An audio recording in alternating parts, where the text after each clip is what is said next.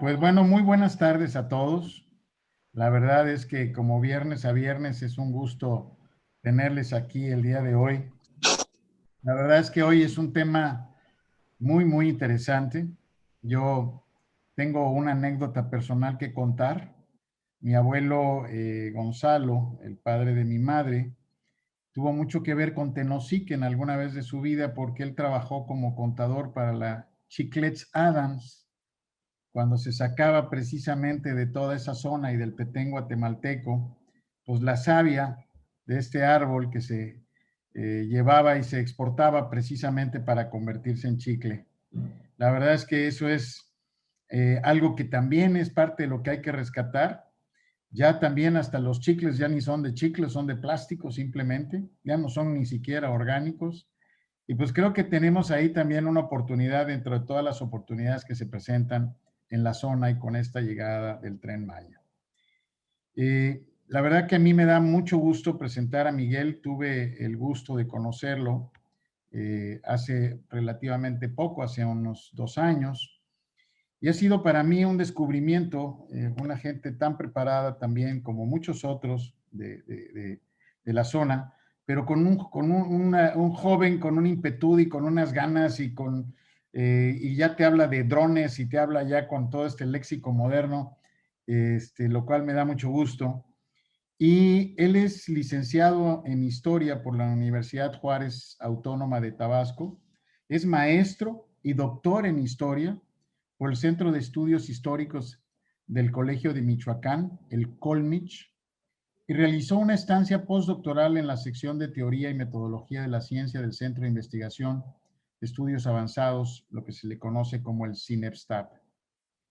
Desde el año 2009 trabaja en el Colegio de la Frontera Sur, que es un centro público, con el Centro Público del Consejo Nacional de Ciencia y Tecnología, como investigador titular y miembro del Sistema Nacional de Investigadores en nivel 1. Es fundador del Centro Documental de Estudios sobre el Agua, CDEA. Pertenece al grupo académico de Procesos Culturales y Construcción de Alternativas de Ecosur. Participa en el Comité Técnico de la Red Académica sobre Desastres de Tabasco, RASDET, y es colaborador de los siguientes proyectos internacionales. Ursumacinta ROC Project, con la Universidad de Helsinki y la Academia de Finlandia, titulado Agua y Vulnerabilidad en Sociedades Frágiles, con la Academia Británica y el Newton Fund, titulado Applying Ecosystem Services Based Approaches to Water Resource Decision Making, Studying the Risk of Nature Commodification in Mexico's Last Free Flowing River, el último río que corre por sí mismo. Actualmente es responsable de 2 proyectos, programas nacionales estratégicos del CONACYT titulados Ampliación, Complementación y Conclusión de Diagnóstico y Escenario en los Territorios del Tren Maya. Así que tiene una participación medular en todo este gran proyecto.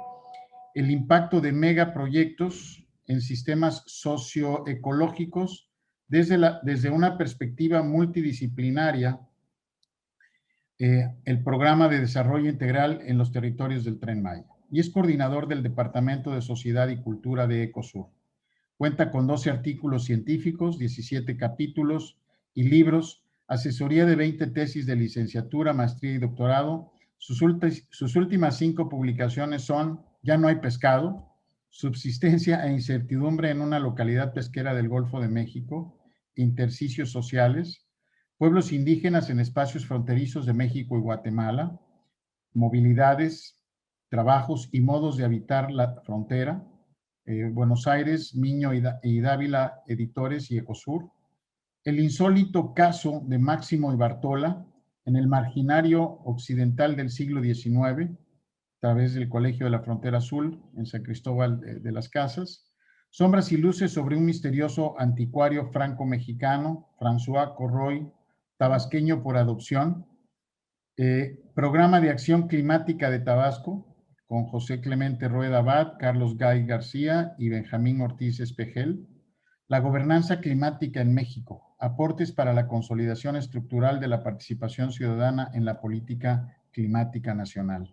Así que nada más y nada menos, toda esa currícula de este interesante ponente que es el doctor Miguel Ángel Díaz el día de hoy.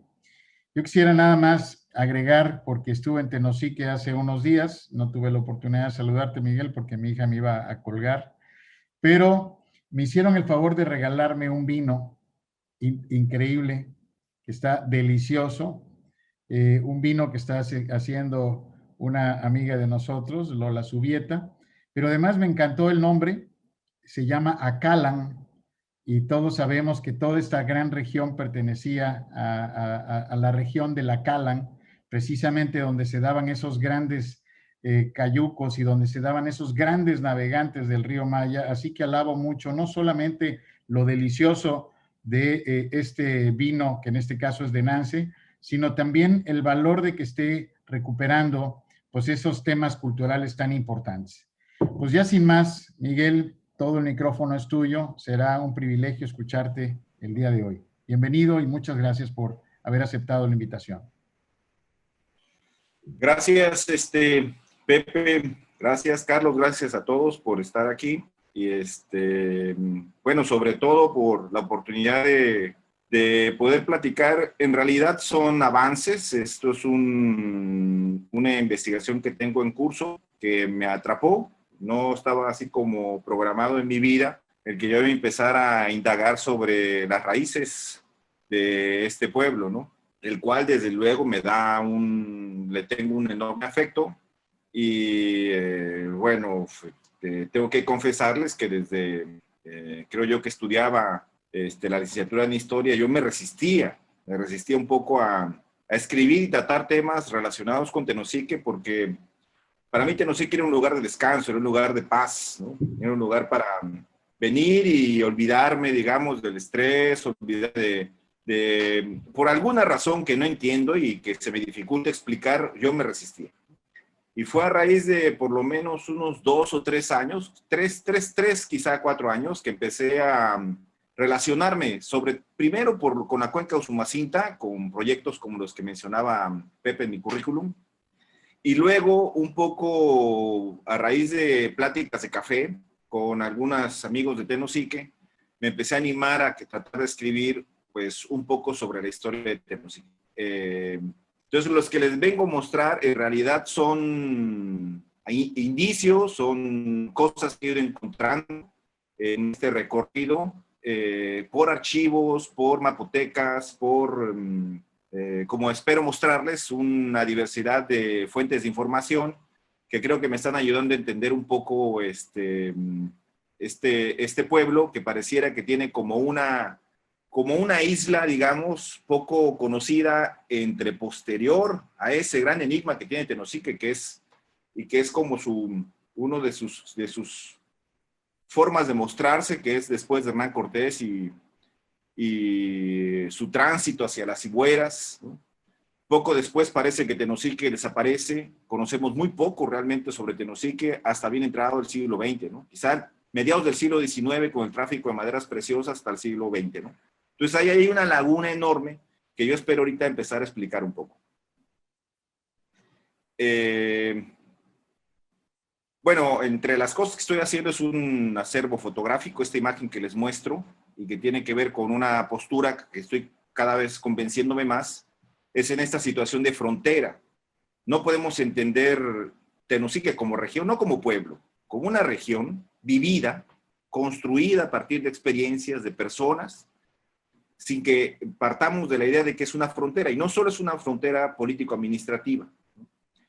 Esa es una imagen de una mojonera cercana al Ceibo, con Guatemala, que exhibe la riqueza hidrológica que tiene la región, y para un poco mostrarles por qué se me ha dificultado un poco indagar en la historia de Tenosique, a mí me gustaría primero, sin ahondar en demasía, bueno, ya Tomás hizo una extraordinaria charla meses pasados, ¿no? Escuché otras también extraordinarias, no me gustaría, digamos, ahondar mucho en eso, pero sí me gustaría insistir en, bueno, la riqueza patrimonial biocultural que tiene Tenosique.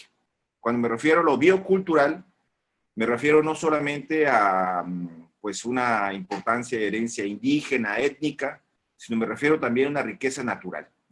Esa mezcla patrimonial que tiene toda esta región, no solo, insisto, Tenosique, sino que es parte de toda una región que no ha respetado límites administrativos, ¿no? Lo podemos encontrar coincidencias, por ejemplo, con el Petén guatemalteco, hasta bien entrado la selva lacandona, y la historia de la región no se entiende si no la entendemos en conexión con estos tentáculos de esta riqueza biocultural que tiene la región. Y uno de ellos, que me gustaría un poco, solo para tratar de ligar con lo que ya he escuchado en otras charlas, pues tiene que ver con esta cuestión arqueológica, ¿no? Y podemos encontrar importantes sitios, ¿no? Desde luego Cumaná, desde luego San Claudio, Aguada Fénix, que ha creado toda una enorme expectación en los últimos meses, y que, bueno, explica mucho algo que Tomás decía en su charla, ¿no? Que es este papel de bisagra, ¿no? De conexión, pero al mismo tiempo también de diversidad, digamos, en términos de lo maya, ¿no? No es algo terso, ni es único cuando hablamos, por ejemplo, ese término que hoy se utiliza mucho hoy de la selva maya, ¿no? Sería las selvas maya en plural, ¿no? Entonces, primero me gustaría marcar eso, que es esta riqueza biocultural, de lo cual lo arqueológico es una parte trascendental importante, parte de esta enorme región que hemos llamado, o se ha llamado Mesoamérica, y que, bueno, tiene una enorme tradición, ¿no? En términos intelectuales, el indagar en esta situación mesoamericana, ¿no? Insisto en esto, nada más, lo paso rapidito, es una enorme región, hay un enorme debate exactamente dónde empieza y dónde termina Mesoamérica, ¿no? Es muy...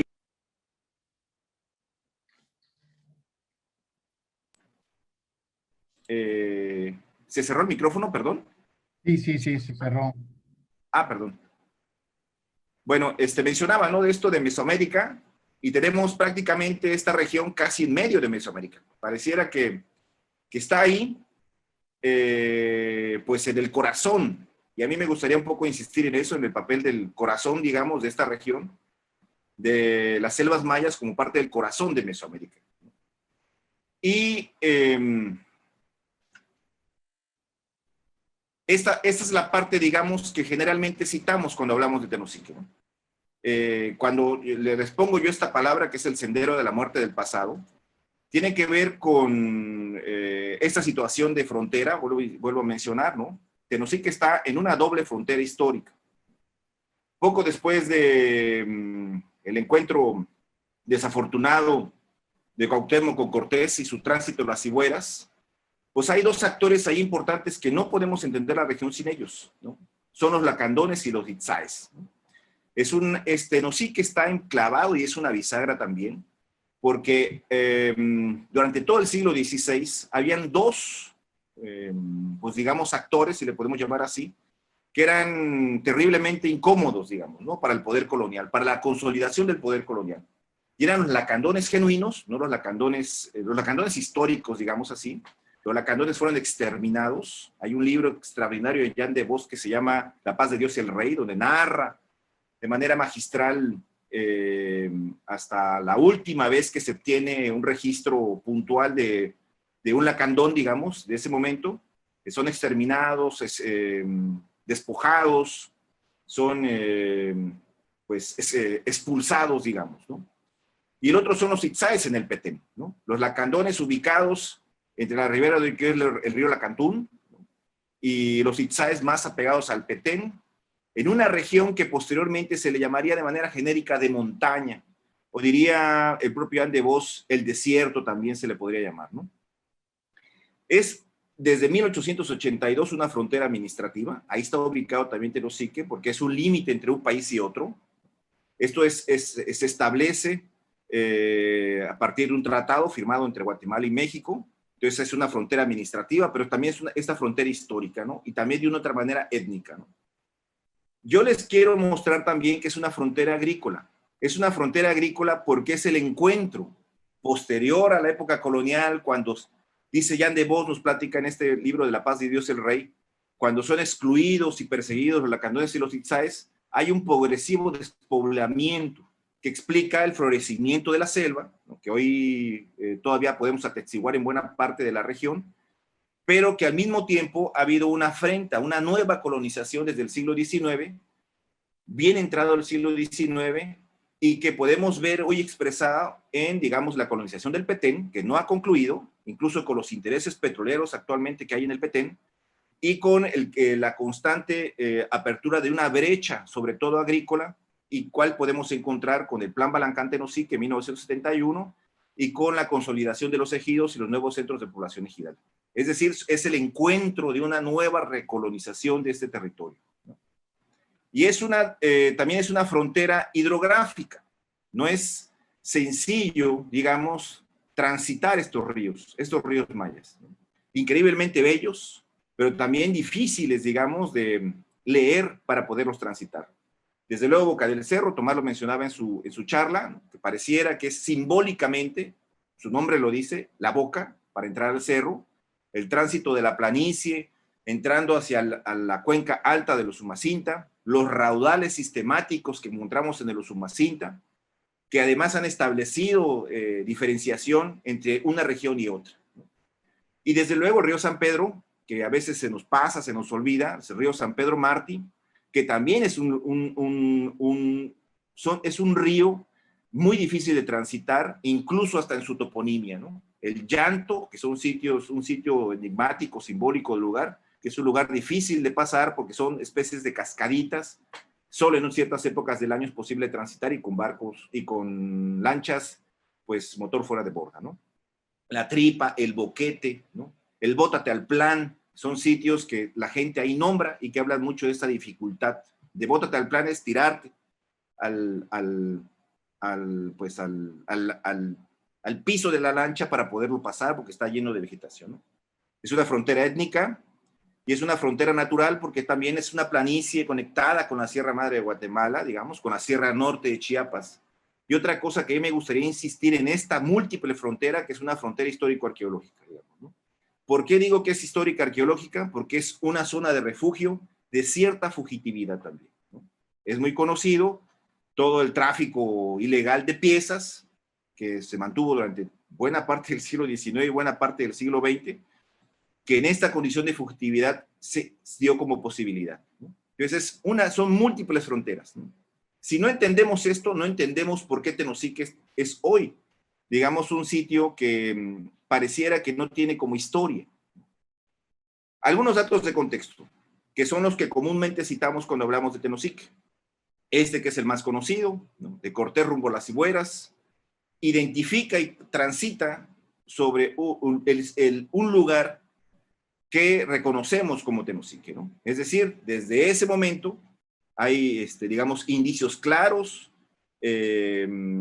tangibles, de la existencia del sitio, digamos, que es como la raíz del pueblo, ¿no? Luego es un sitio, digamos, que tiene presencia de ciertos conquistadores, ¿no?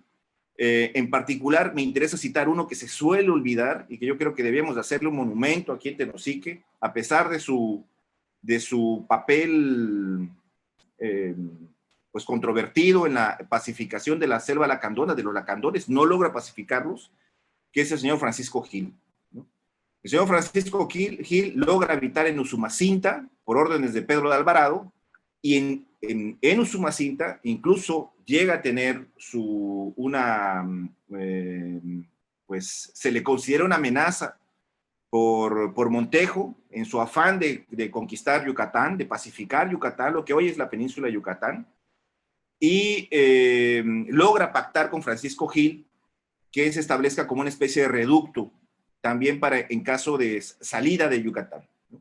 Francisco Gil muere en Usumacinta, de hecho, ¿no? Pero además Francisco Gil funda un sitio que es enigmático, que ha generado también mucha controversia, que es el San Pedro de Tanoche, ¿no? En mucha bibliografía se suele decir que San Pedro de Tanoche es Tenosique, ¿no? Mi opinión, mi impresión es de que San Pedro en realidad es un sitio independiente del sitio Francisco Gil tenía una intención, digamos, es un momento en el cual se fundan varios San Pedros, por cierto, pero que, digamos, tiene que ver con este intento, digamos, de pacificación que logra un personaje que también tenemos que hacerlo un monumento en Tenosique y que pocas veces hablamos de él, que es Fray Pedro Lorenzo de la Nada, ¿no? Fray Pedro Lorenzo de la Nada, para Jan de Vos, es que realmente pacifica, y es un personaje increíble en términos de su biografía, porque lo hace sin una sola arma, digamos, solo con las armas de la fe, digamos.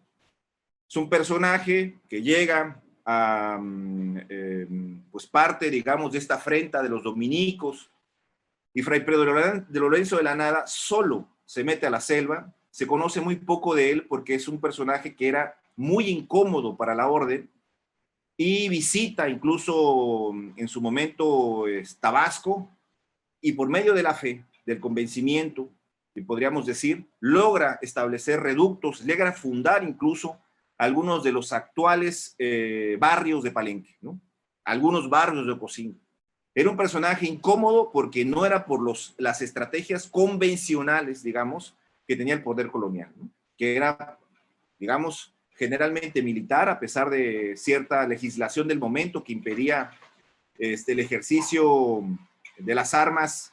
Era todo un proceso el poder establecer, desde luego, la presencia de los dominicos en su momento logra mantener y contener la violencia en su momento, pero es Fray Pedro Lorenzo de la Nada, criterio de Jan de Vos, por ejemplo, el que pacifica Tenosique, ¿no? Es otro personaje también olvidado, borrado, digamos, de la historia pues, de la región, ¿no? Y desde luego otros personajes, ¿no?, que van pasando más o menos cercanos al lugar. Algunos incluso fundan, por ejemplo, en este caso, la villa de Salamanca de Acalán, cerca del actual Balancán, y que, bueno, hablan mucho de la presencia colonial, de los inicios de la colonia, pues, en la región, ¿no?, digamos. Este es más o menos, a mí me gusta mucho este mapa, que es de Ana Luisa Izquierdo. Aquí en Tenosique, estoy en Tenosique, empezó a llover, no sé si se escucha bien, bueno, pensé que a lo mejor la lluvia. Este mapita de Ana Luisa Izquierdo es para mí muy didáctico, porque sí nos muestra más o menos la ubicación, por ejemplo, otro sitio enigmático de la historia de la región, que es Petenecté, que digamos son parte, cuando vemos la ubicación, de esta condición, vuelvo a insistir, de frontera simbólica que tiene la región.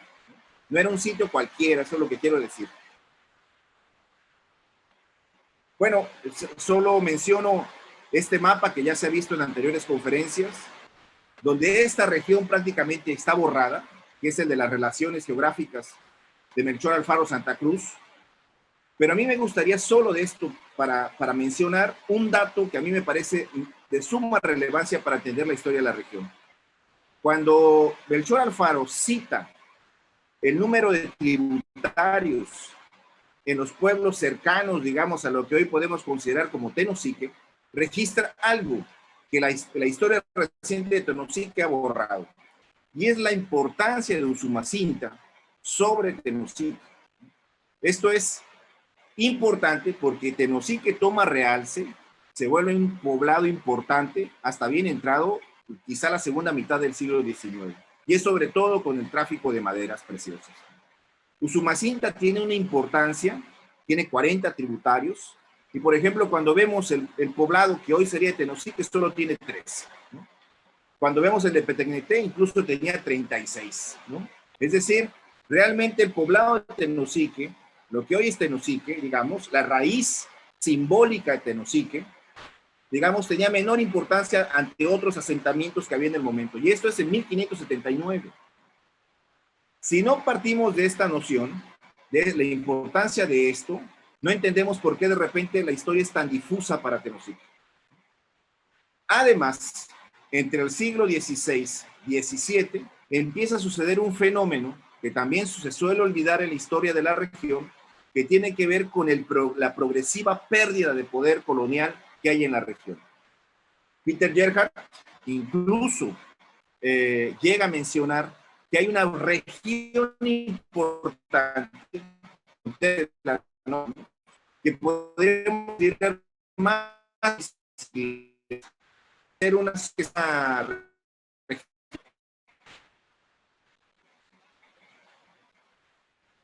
Se te está cortando un poco, Miguel, pero adelante. ok. Ahí se oye Esperemos bien. que voy a cerrar el video. Nada más voy a dejar la presentación. Entonces mencionaba que es lo que ya se llamó, cuando mencionaba yo esto de la región de montaña o el desierto que mencionaba Jan de Vos, a lo que me estoy refiriendo es a esta zona de progresivo poder colonial donde realmente la frontera era la selva. Es decir, sitios de cada vez menor, digamos, importancia, porque para los españoles, digamos, ¿qué interés podía tener estar en sitios donde no había oro, donde, digamos, tenían indios rebeldes? Los lacandones eran famosos por ser, al menos en el imaginario español, de los colonos, sanguinarios, igual que los itzáes, ¿no?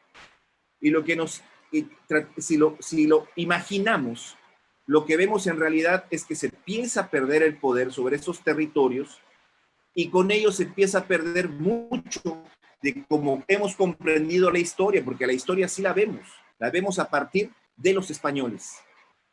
Lo que no tenemos en Tenosique y mucha de esta región es esa versión no escrita de los que estaban ocultos en esta región de fugitividad. Realmente Tenosique y toda su región y lo aledaño era una región de montaña, una región donde se albergaban indios españoles fugitivos hasta bien entrado el siglo XIX. Por eso es que yo cada vez me convenzo que hay que reescribir en buena parte la historia de la región, porque hemos asumido que las etapas y los momentos de la historia son también nuestros momentos de la historia. Y lo que aquí sucedió fue otra historia. Sucedió otra historia porque no estaba dentro de los parámetros y las formas de gobernanza, digamos así, y de gobierno convencionales en el poder colonial. Eso permitió, me parece, uno, el que se mantuvieran mucho estos sitios poco conocidos.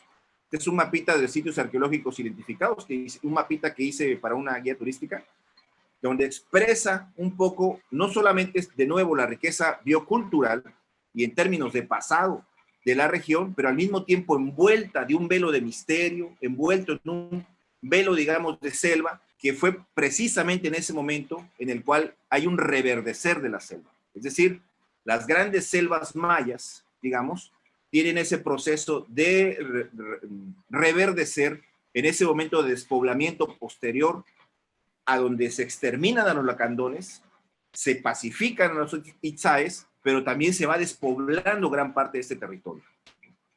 Así es como Tenosique se pierde, digamos, de la historia. Pero al mismo tiempo, las secuelas de su noción de frontera administrativa la podemos ver en el constante repensar y reordenamiento que tienen los límites administrativos, las estructuras administrativas de la colonia. En un momento ser parte de lo que se llamó la audiencia de los confines, en parte ser integrada a la Capitanía General de Guatemala, que es parte de un indicio, en mi opinión, es parte secuela de esta condición de poco control, digamos, poco conocimiento del territorio, poca presencia, con excepciones, desde luego, pero que muchos de estos pueblos se pierden, digamos, del poder, pues digamos, colonial, ¿no? Eso explica también por qué muchos eventos posteriores pasaron como si nada, digamos, ¿no? Por ejemplo, la independencia de México, casi por decreto, digamos, en Tabasco, pero también, por ejemplo, si lo pensamos para Tenosique y toda esta región, la gran pregunta es que si tuviéramos posibilidad de hablar con una de estas personas de ese momento, ¿qué significado tuvieron esos eventos?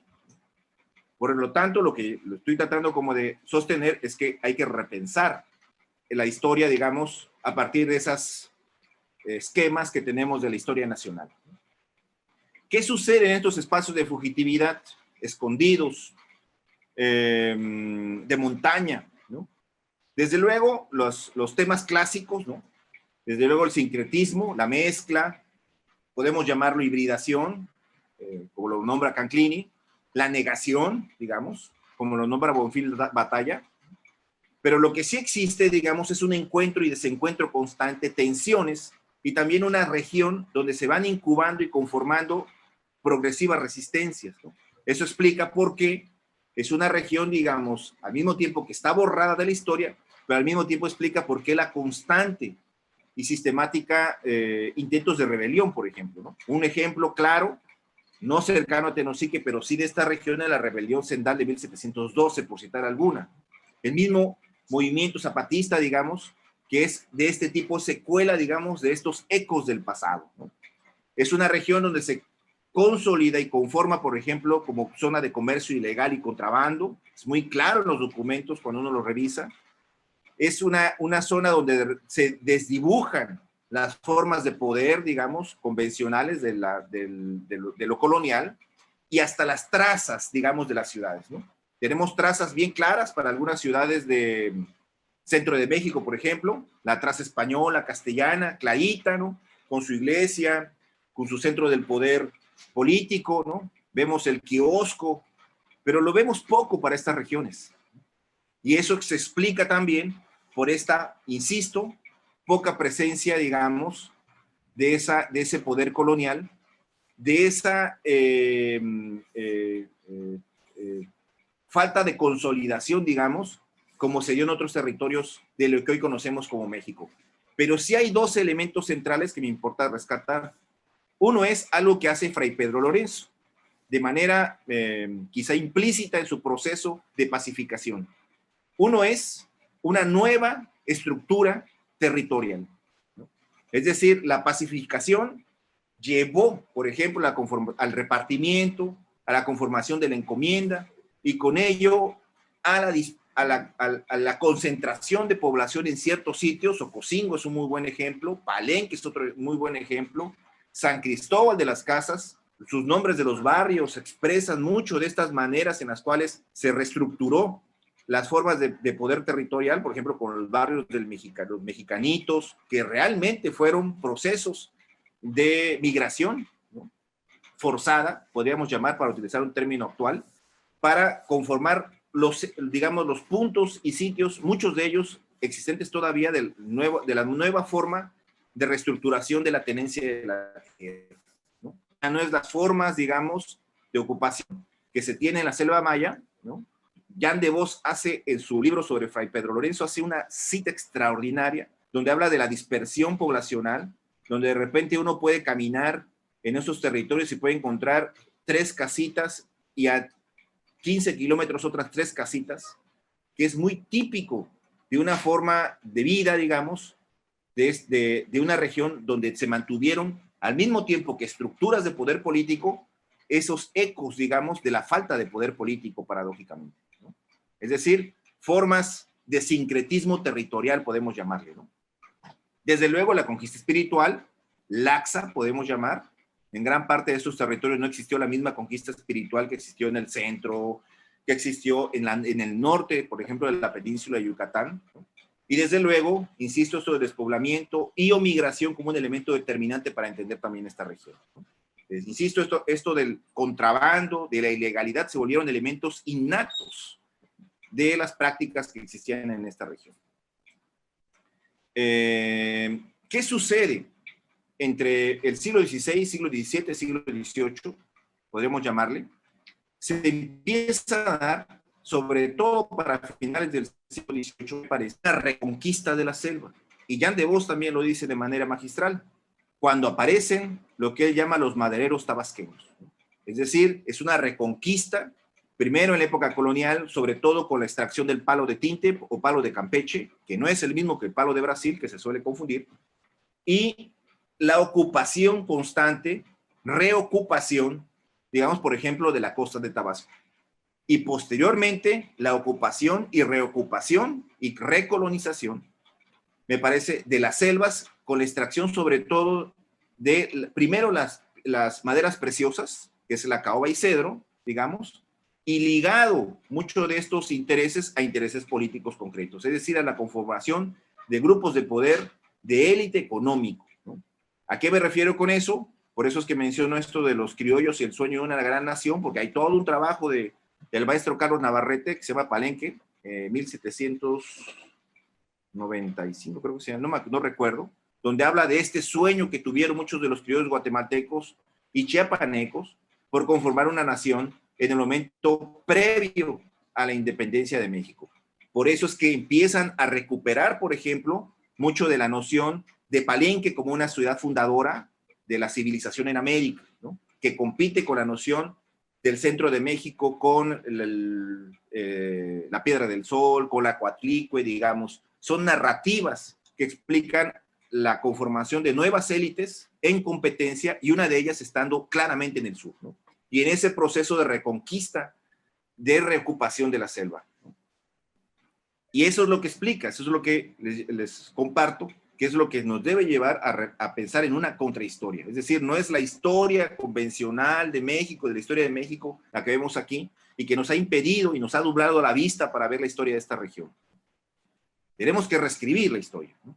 Y es así como llega el llanto de la selva, así le llamo yo, que es la segunda parte. Podemos encontrar indicios de este proceso de recolonización. Es un libro extraordinario, se los recomiendo, se los puedo compartir, yo lo tengo, soy fan de este libro, que es este que se llama Apuntes sobre los ríos de Usumacinta. A mí me parece excepcional este texto de Marciano Barrera, un personaje que vive en las cercanías de ese poblado que Cortés encuentra en un lado del río y luego de repente aparece del otro lado del río. De repente no está claro si es San Pedro de Tanoche o si es Tenosique o si es Usumacinta, y que cuando leemos a Marciano Barrera entendemos que la movilidad se volvió un elemento inherente de esta región, ¿no? Es decir, vivir en las zonas de montaña y de selva era vivir como en los campamentos, ¿no? El corte de maderas preciosas, como la extracción del chicle, era vivir en campamentos, y los campamentos eran movibles, ¿no? Y eso explica mucho de la geografía accidentada y rara que tenemos en el sur de México, ¿no?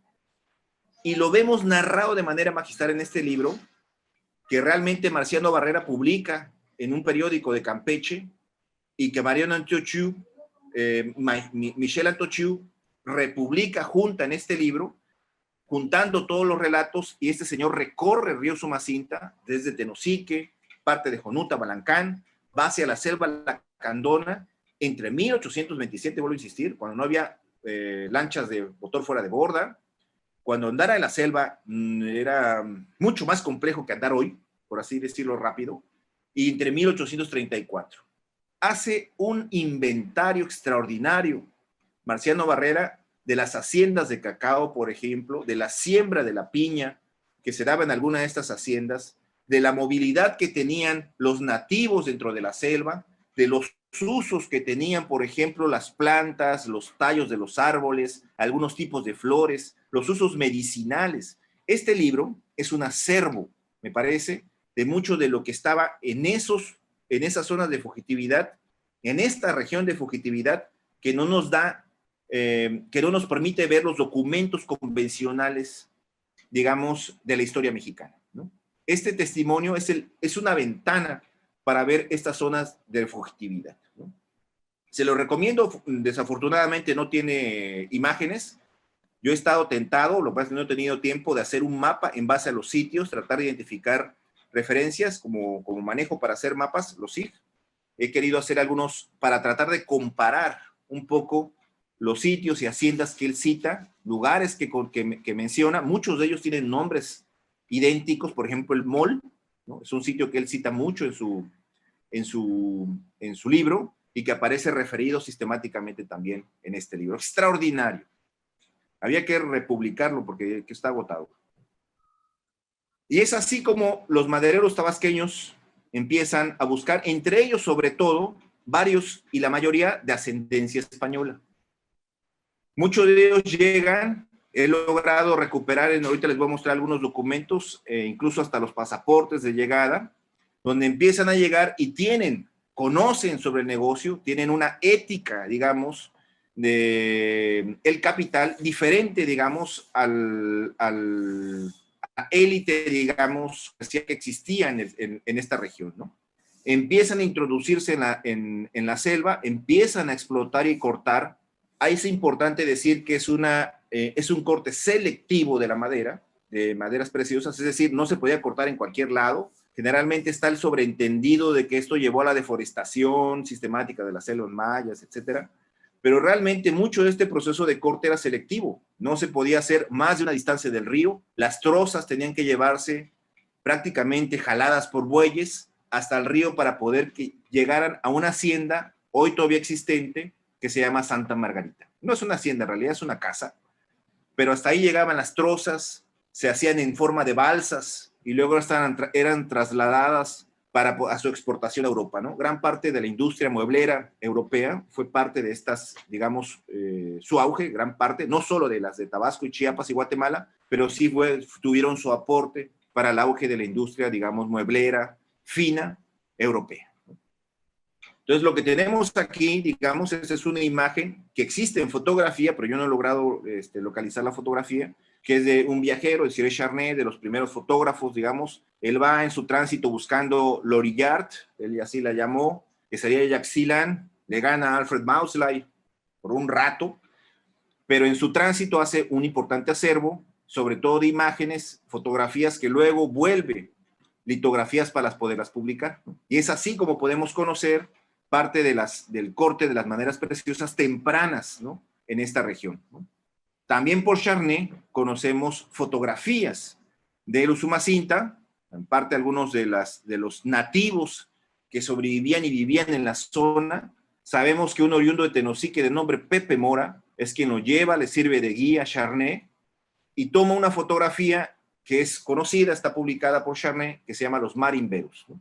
Es una fotografía tomada en Tenosique. Ignoro quiénes serán los personajes que aparecen en esa fotografía, que es en la parte inferior derecha, que a su vez una importantes fotografías que son de los Usumacinta en su tránsito, ¿no? Va buscando, digamos, Yaxchilan e iba tomando las imágenes, ¿no? En muy difíciles condiciones. Esto fue admirable el caso de Charnay, ¿no? Y es así como podemos conocer un poco del territorio en este proceso de reconquista, recolonización de las selvas, ¿no? Y con ello tenemos otros acervos, aquí donde ya les muestro parte de la investigación de archivo que he hecho. Por ejemplo, hay un importante acervo de White, de las fotos que están en el Archivo General de la Nación, que nos hablan, por ejemplo, del auge. Algunos fotografías después de los barcos que se volvieron el medio de comunicación, pues, por excelencia, en estas tierras donde estaba cruzada, pues, por importantes ríos, arroyos, afluentes, humedales, ¿no? El medio de comunicación no eran los caminos de herradura, eran esas vías o esos caminos que andan solos, les llamaba Alberto Correa, y que por medio de esa manera se conectaban, ¿no? Aquí tenemos, a mí me gusta mucho esta foto porque es el de Canuto Bulnes, un barco famoso de una pues digamos, refiere a una de las grandes empresas, digamos, madereras de Bulnes, ¿no? Desde luego la empresa Ñía, ¿no?, entre otras que pues, llamé Desastre, por ejemplo, que fueron, digamos, las que tuvieron auge en este momento de la recolonización de las selvas, ¿no? Y bueno, eso es una muy bonita foto, además muy estética, muy bien tomada, ¿no?, que expresa un poco y es una ventana para este momento, digamos, de la historia de esta región. Y a veces, de repente nos encontramos con otros acervos, como este, que es de Ibáñez y Señora, ¿no?, que nos marca. Esta fotografía es la casa, digamos, de gobierno de Tenosique. Si no mal recuerdo, iba a buscar el dato hace un ratito, pero se me fue el jet y ya no lo busqué, es del año 1900. Pero, bueno, habla mucho de cómo era el Tenosique en ese momento, ¿no?, y en este esfuerzo por reescribir y reentender la historia, es que pues he tratado de insistir en buscar documentación que nos hable un poco de cómo era la vida cotidiana, sobre todo, ¿no? A mí me interesa mucho la historia vivida, ¿no? No tanto la historia política, sino la historia vivida, cotidiana. Encontramos imágenes como esta, ¿no?, también de White.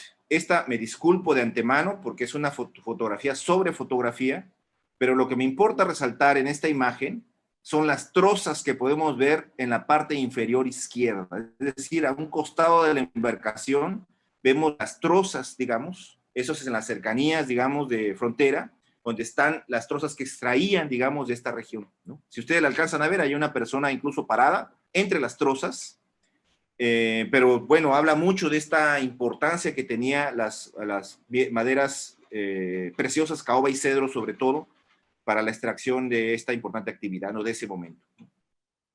Así se fundan importantes campamentos, por ejemplo, San Quintín, que ahorita les voy a mostrar una imagen de San Quintín, también de 1890, y podemos conocer un poco de cómo estaba estructurada la región a través de información que también casi no se ha explorado, que la encontramos en el Archivo de Relaciones Exteriores de Genaro Estrada, en la Ciudad de México, por ejemplo, en estos álbums de los límites entre México y Guatemala, que sirvieron para la firma de tratados, ¿no?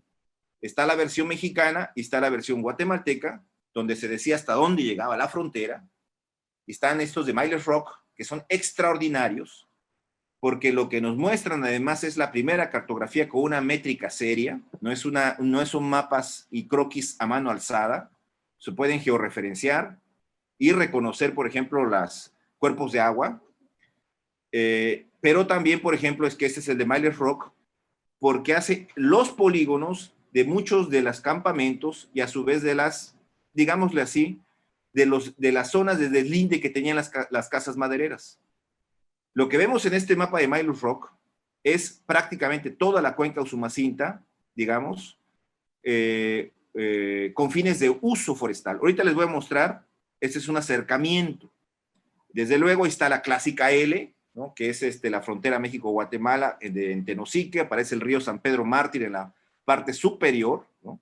Aparecen los poblados, digamos que en ese momento se referían, eran puntos de referencia para la frontera, para establecer los límites fronterizos. De hecho, Tenosique sirvió para la firma de tratados, una de las líneas se marca a ciertos kilómetros del punto geodésico de Tenosique. Por eso estos mapas son importantes, en mi opinión, porque permiten reconocer con cierto grado de precisión los asentamientos humanos que habían hacia finales del siglo XIX. ¿No? Sí, finales del siglo XIX. Entonces, por ejemplo, y podemos ver muchos de los sitios, hoy muchos desaparecidos y campamentos. Esa es otra de las ventanas que tenemos con este tipo de información, ¿no? Que nos da idea de qué hacían los tenosiquenses, ¿no? Muchos de ellos, por ejemplo, si ustedes se fijan, aparece en uno de los polígonos del medio rojo, dice Milpa de Torruco, ¿no? Y aparece otra vez Milpa de Torruco, ¿no? Y más abajito vuelve a aparecer, ¿no? Habían importantes personajes como Miguel Torruco o Samuel Torruco, que luego fue presidente municipal, por cierto, de Tenosique, que estaban, digamos, tenían intereses, digamos, madereros en la zona, en la región, ¿no? Incluso llegaron a casi provocar una guerra entre México y Guatemala, pues, lo cito aquí como chisme, pero es un dato bien interesante, ¿no? Pero bueno, es como una ventana a repensar esta historia. Y desde luego, la Mapoteca Manuel Orozco Iberra, que nos ha heredado un importante acervo de cartografía increíble, en mi opinión, de toda la cuenca Usumacinta. Podemos encontrar, por ejemplo, el Camino Sendal, podemos encontrar las ubicaciones de los campamentos, haciendas, ríos, ¿no? Los deslindes, poblados, sitios arqueológicos que le ponen ruinas, etcétera, etcétera, en este importante acervo de mapas que son, pues yo no los he contado, pero van a ser unos 1000 mapas o quizá más, ¿no? De mapas solo de la zona, y estoy hablando de Chiapas y Tabasco, ¿no? Por ejemplo, aquí en este caso es el río Jatate, ¿no? Aquí me gustaría agradecer porque gran parte de este acervo en realidad ha sido un esfuerzo compartido con el doctor José Luis Cadepón, que no pudo estar hoy, pero es un compañero de hace muchos años que pues, lo que encontramos nos entusiasma y a veces hasta nos los compartimos, ¿no? Pero en el AGN, ligándolo con las personas, vuelvo a insistir, y no quedarnos solo a nivel de las personalidades, digamos, como Samuel Torruco, Miguel Torruco, los Bulnes, un esfuerzo que he intentado hacer es tratar de reconocer quiénes eran los que vivían, cuáles eran las familias que estaban en Tenosique. Y es ahí donde me he metido y estoy a medias, les decía que son avances, por ejemplo, de los pasaportes, de los libros de pasaportes que hay en el Archivo General de la Nación. Este es uno de los libros de pasaportes. Este, que es extraordinario, 1700 y fracción, están todos los nombres por poblado y desde cuánto tiempo tienen en Tabasco, no solo en Tenosique. ¿Cuántos y qué actividad se dedicaban? Aquí encontramos, por ejemplo, apellidos como Sastre, ¿no? Encontramos apellidos, bueno, de los que ahorita recuerdo, Torruco, ¿no? Porque por la ascendencia de mi madre, que es Torruco, yo los he buscado insistentemente, pero no he logrado encontrar todavía en el libro de pasaporte de los Torruco. Y bueno, un sinfín de personajes, digamos, estos son todavía otra parte de los libros de pasaportes para tratar de identificar quiénes eran, ¿no? A qué se dedicaban, y sobre todo a qué se dedicaban, no solamente aquí, sino que se dedicaban, por ejemplo, en sus sitios de origen, que eso también aparece en ese tipo de información. Eran comerciantes, sobre todo en los pasaportes, ¿no? Que es un personaje para mí extraordinario, le tengo un afecto, digamos, en términos historiográficos, porque sobre todo por los indicios que he encontrado sobre él, su familia con la que he podido platicar, con el señor Francisco Villanueva González. El señor Francisco Villanueva González, a los 54 años de edad, hace su pasaporte, pero ingresa en 1898, era comerciante, digamos, vive en Tenosique, radica en Tenosique, ¿no? Y podemos tener fotografías de él, ¿no? Ese señor, digamos, es el fundador de la dinastía de los Villanueva, que después van a tener relación importante con los madereros tabasqueños, pero también, bueno, sobre todo por la afición que después, ahorita les voy a mostrar, por la aviación que tuvieron algunos de sus descendientes. Este es don Francisco Villanueva González. Desde luego, don Ramón Vela Celorio, y estoy deliberadamente citando apellidos conocidos en Tenosique, ¿no? Este señor, digamos que también su pasaporte está en el Archivo General de la Nación, ¿no? Entró en 1928, y bueno, es casado, ¿no?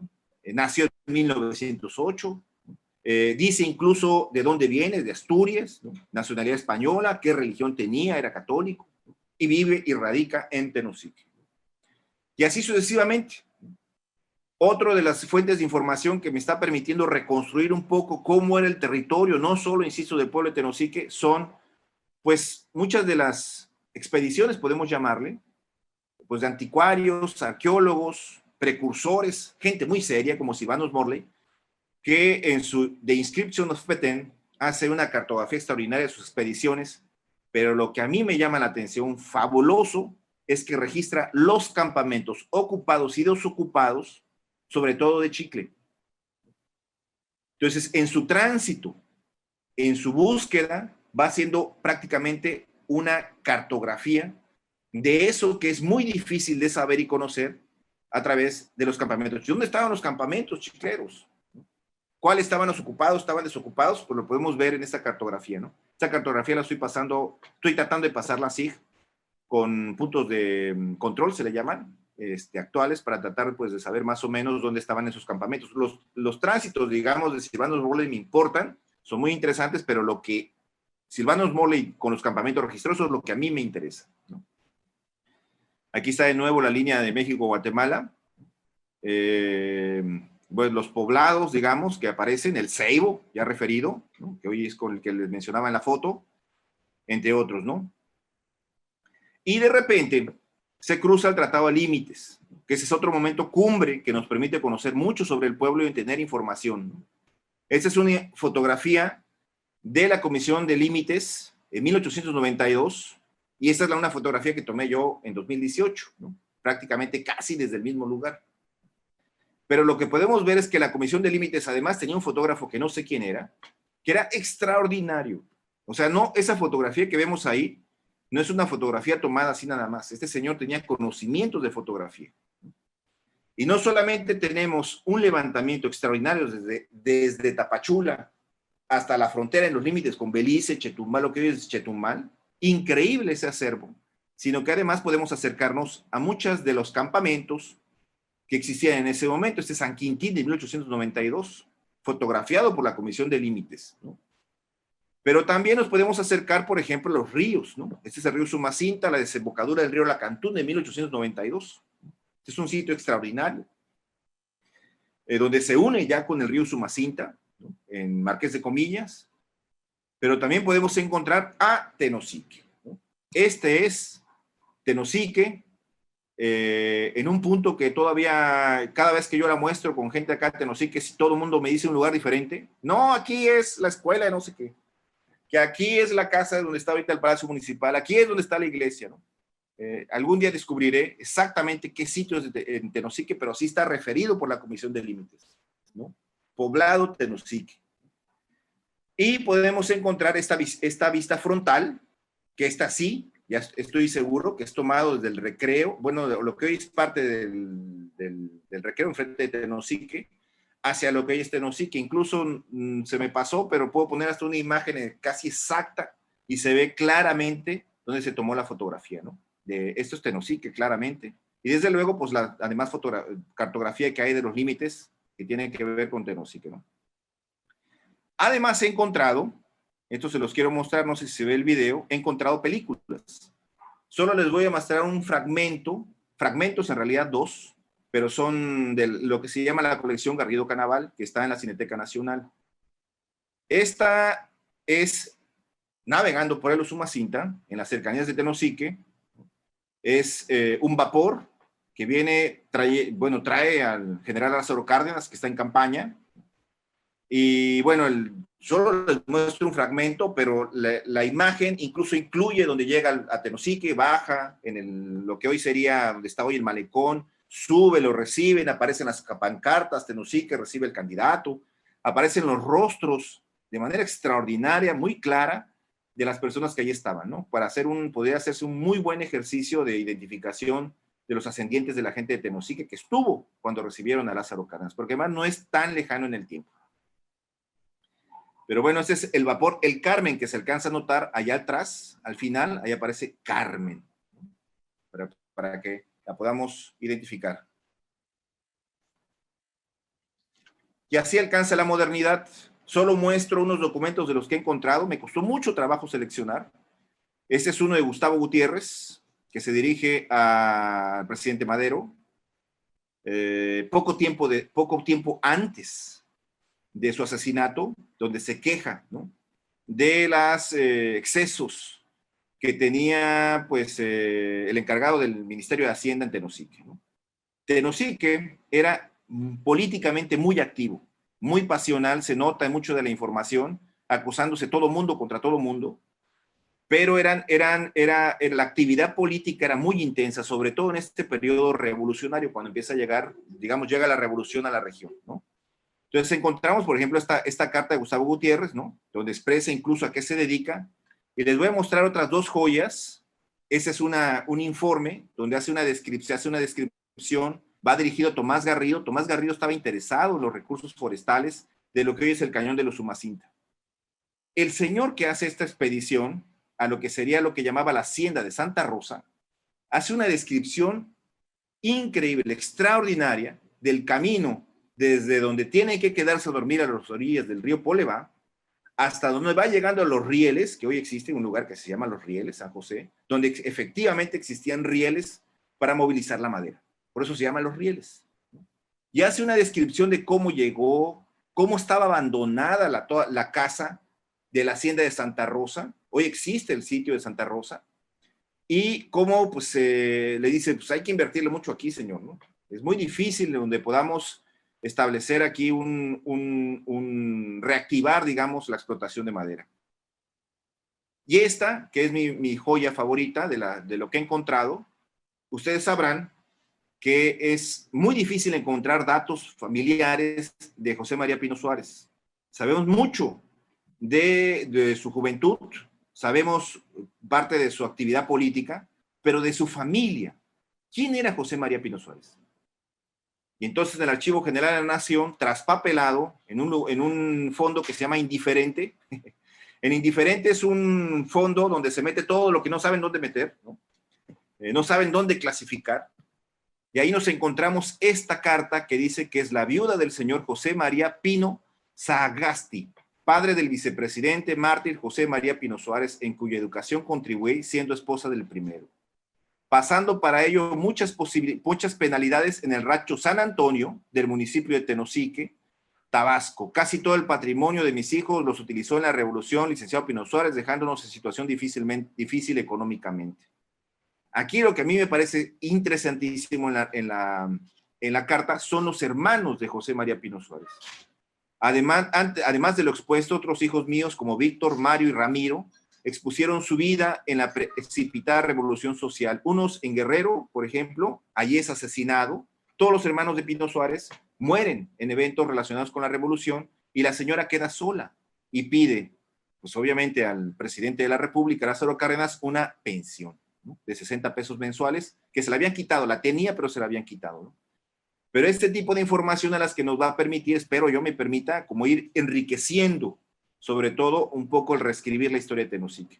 Aparecen varios personajes ahí, interesantes hoy en día, estoy casi seguro que son parientes de buenos amigos de aquí de Tenosique, como por ejemplo aparece un Salvador Suárez, que firma como testigo de la señora, que además fue un personaje muy interesante porque fue muy activo económicamente hablando, es decir, era una persona que se dedicaba a la tierra y que aparece, digamos, en varios de estos documentos de la señora Mercedes de Pino. He encontrado otra información que ya tiene que ver con estudios técnicos.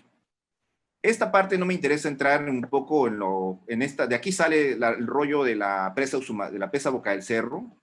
Es un documento de los finales de los años 40 de la Comisión del Papaloapan, pero el acervo fotográfico es interesantísimo.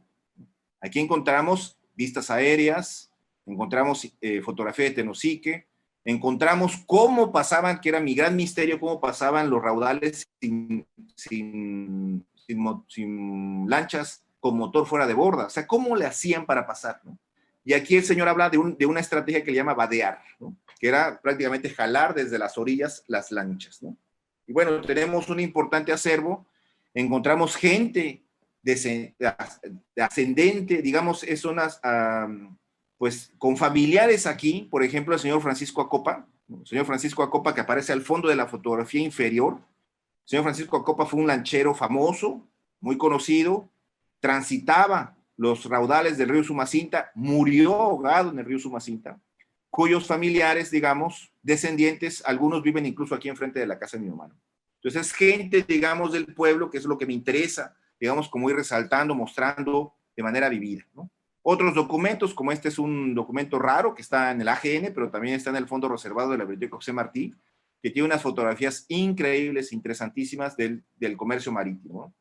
Yo creo que este informe era comercial, pero tenía algún tipo de propósito militar por el tipo de información que tiene, ¿no? Pero no voy a andar en eso. Algunos mapas, cartografía, digamos, que se hicieron con propósitos de reconocer el potencial hidráulico que podía tener el río Sumacinta, ¿no? ¿A qué podía servir ese río?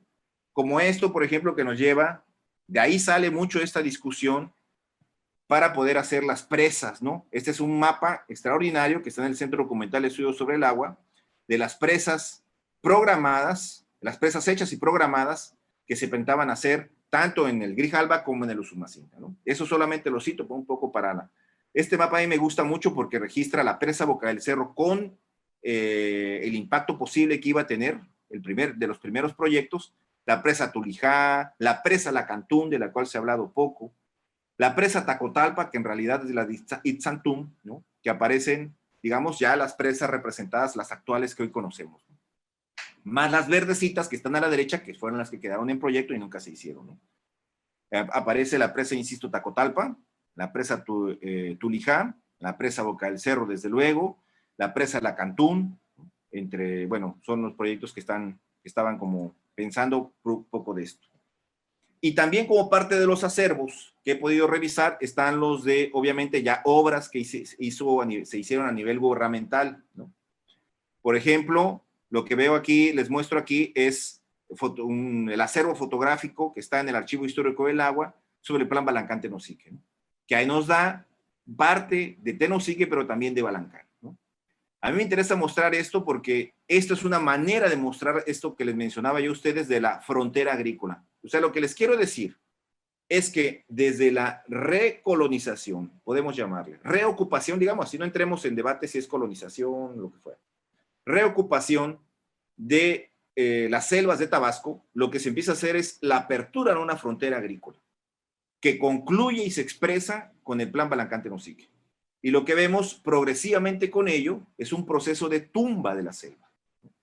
Entonces, lo que vemos aquí es una fotografía que a mí me parece simbólica, porque es el proceso, digamos, para la construcción de la infraestructura, que en eso, hay que decirlo también claramente, en ese tiempo el tema ambiental no era un tema, no tenía la preocupación que hoy teníamos, no habría que adjudicarles juicios de valor a las personas que participaron en esto, con debates actuales, pero bueno, es la selva, digamos, está clarísimo, ¿no? Y cómo se va aperturando las carreteras, ¿no? Aquí se ve, nota más claramente, ¿no? Esta es la carretera que le llaman de W0, ahí en el Plan Balancán-Tenosique, y bueno, es la apertura, digamos, todavía la carretera está a la mitad, pero muestra mucho este proceso de reocupación, recolonización, y aquí ya el Plan Balancán-Tenosique con la frontera con Guatemala. Así es como, digamos, queda el territorio en el tránsito de casi 2 siglos, digamos, en esta nueva recolonización, reconfiguración, reordenamiento, le podemos llamar territorial de la región, ¿no? Y bueno, con ello, algunas cosas interesantísimas, en mi opinión, que tienen incluso hasta potencial, me parece, como es la casa de visitas del Plan Balancán-Tenosique. Esta es la casa original del Plan Balancán-Tenosique que está en San Pedro de Balancán. Hoy está abandonada, pero en su momento era una casa hermosísima, preciosa, ¿no? Visitada por los presidentes incluso para reposar en el sitio, ¿no? Existe el sitio. Y con ello, una actividad que es parte de la historia de Tenosique, también poco recuperada y que tiene que ver con la aviación, ¿no? Ya no son los barcos de vapor, lo que cambia y surge, esta es la pista de aviación del Plan Balancán-Tenosique, pero es algo que se muestra que empezó a existir desde mucho antes, por lo menos desde los años 20, ya podemos ver surcando aviones por el cielo, ¿no? Este es un videíto precisamente de la colección Garrido Canaval, donde están los aviones, donde viajaba desde luego mismo Lázaro Cárdenas durante su campaña, como el propio Tomás Garrido Canaval, ¿no? O sea, surcaban los cielos y desde luego pues prácticamente todos los servicios de aviación que tuvimos en la región, pues la vemos, digamos, con mucha gente, incluso todavía viva hoy en día, existen pilotos que todavía viven, muchos de ellos fallecieron incluso durante su vida con la afición a los aviones. Uno de ellos, digamos, este personaje que a mí me parece que es un antes y un después en la historia de Tenosique, que es don Francisco Villanueva, ¿no? Este señor, digamos, descendiente del antiguo Francisco Villanueva González, era aficionado a la aviación y se accidenta en su aeronave.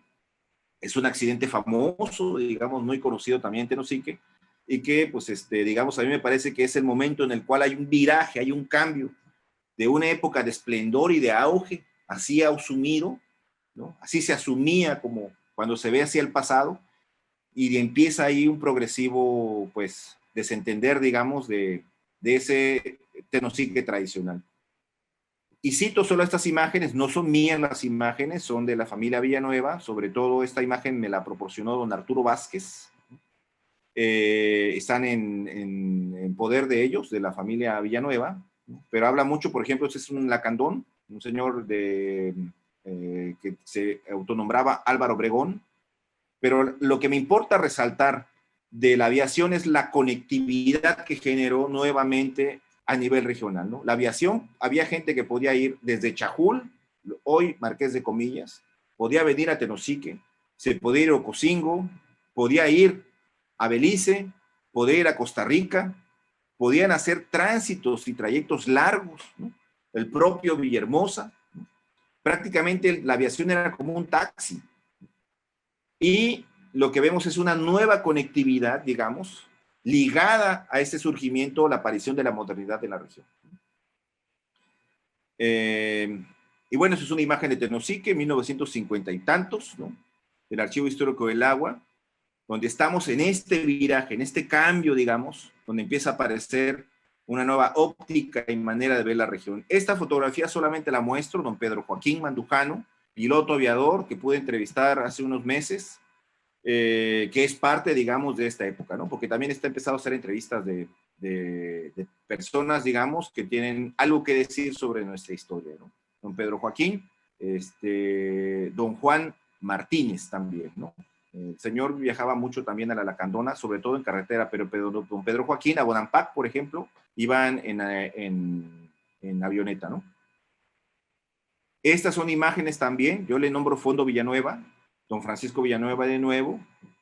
Lo menciono porque, y lo pongo por una condición. La cacería era una actividad muy común, digamos, no mal vista, era parte de una vida cotidiana, digamos, de vivir en la selva. En estas zonas, digamos, de montaña, que ya no eran, digamos, con esa noción de fugitividad, pero sí era el vivir en estos escenarios. No es vivir en la Ciudad de México, no es vivir en la ciudad, era vivir en otro tipo de escenarios, ¿no? Que le daba otra dosis de la forma de vida, ¿no? La cacería, la pesca, que hoy todavía es muy rememorada, atesorada, pasional, incluso yo mismo, a mí me gusta la pesca mucho, la podemos atestiguar, digamos, hay importantes, digamos, evidencias, indicios de cómo era la cacería, y la cacería no es una actividad ambientalmente mal, si es regulada, digamos, pero nos habla mucho de actividades cotidianas que existían, pues, en nuestros territorios, ¿no?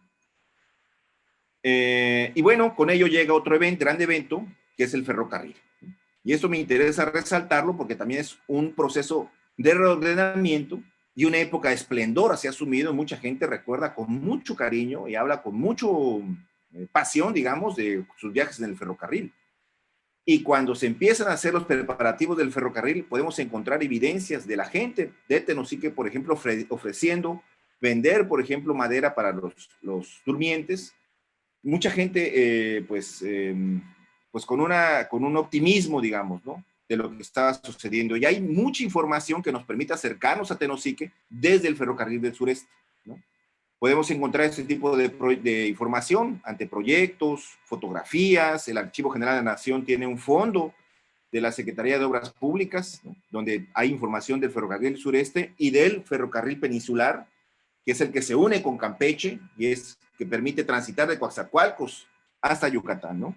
Y encontramos un importante acervo y memorial de las actividades del ferrocarril, ¿no? Y sobre todo el símbolo de Tenosique, ¿no? Uno de los símbolos, que es este puente de Boca del Cerro, donde podemos encontrar parte de los planos que nos permite entender, porque Boca del Cerro y el puente se volvió un símbolo, digamos, identitario, ¿no?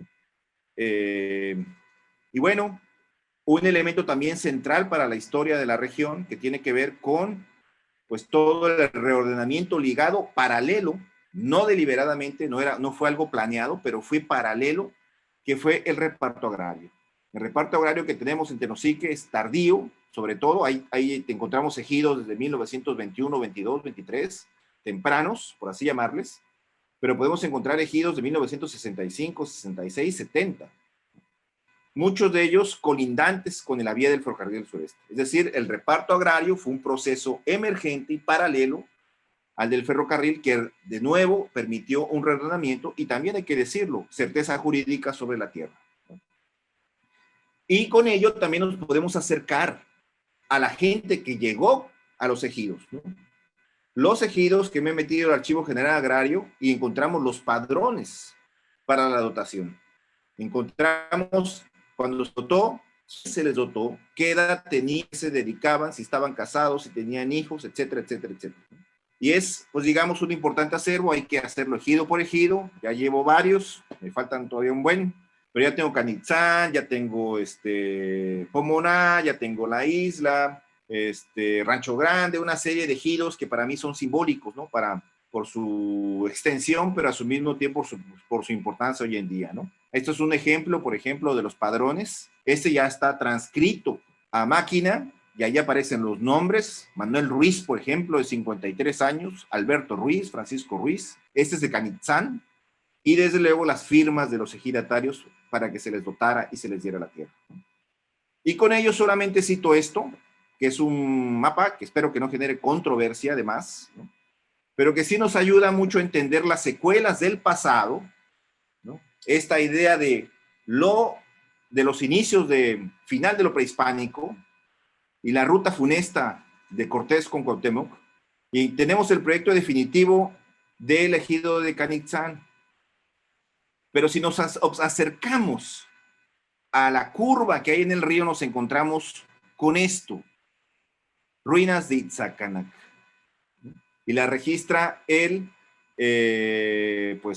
ingeniero agrimensor, no son los ejidatarios, ¿no? Es el ingeniero que estaba haciendo el polígono, la poligonal del ejido, que estaba dotando y estableciendo dónde iban a estar las parcelas, y le sirvió para quizá alguien, y existen ahí algunos indicios, le citó y le dijo que eran las ruinas de Itzacanac, ¿no? Esas famosas ruinas donde supuestamente sirven de referencia para saber dónde está, digamos, ese evento simbólico de la muerte de Cuauhtémoc, ¿no? Pero incluso está dentro de la parcela de un señor, ahí cita el ingeniero, pero bueno, pues en su momento, pues no lo cito para generar una controversia además, ¿no? Lo cito solamente porque habla de esa conexión simbólica de memoria, no necesariamente con hechos, ¿no?